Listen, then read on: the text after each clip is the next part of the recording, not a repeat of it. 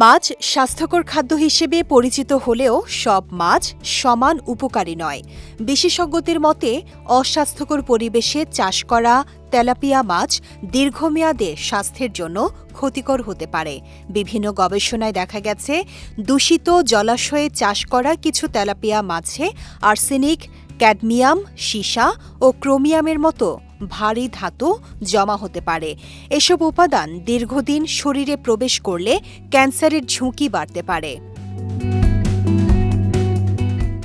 গবেষকদের দাবি, কিছু খামারে তেলাপিয়াকে দ্রুত বড় করার জন্য নিম্নমানের খাদ্য, প্রাণীর বর্জ্য, অতিরিক্ত অ্যান্টিবায়োটিক ও বিভিন্ন রাসায়নিক ব্যবহার করা হয়।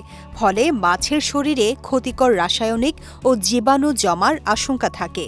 এছাড়া কিছু গবেষণায় খামারে উৎপাদিত তেলাপিয়া মাছে ডায়ক্সিনের মতো ক্ষতিকর রাসায়নিকের উপস্থিতির কথাও উল্লেখ করা হয়েছে, যা দীর্ঘমেয়াদে স্বাস্থ্যের জন্য ঝুঁকিপূর্ণ হতে পারে।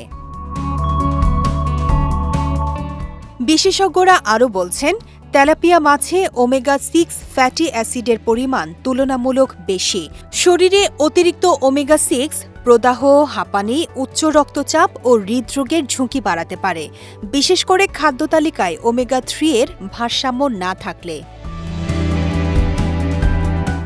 তবে মনে রাখা জরুরি, সব তেলাপিয়া মাছ ক্ষতিকর নয়। পরিচ্ছন্ন পরিবেশে, নিরাপদ খাদ্যে ও সঠিক নিয়মে চাষ করা তেলাপিয়া পুষ্টিকর খাবার হিসেবেই বিবেচিত হয়। তাই মাছ কেনার সময় বিশ্বস্ত উৎস বেছে নেওয়া এবং স্বাস্থ্যবিধি মেনে উৎপাদিত মাছ খাওয়াই সবচেয়ে নিরাপদ।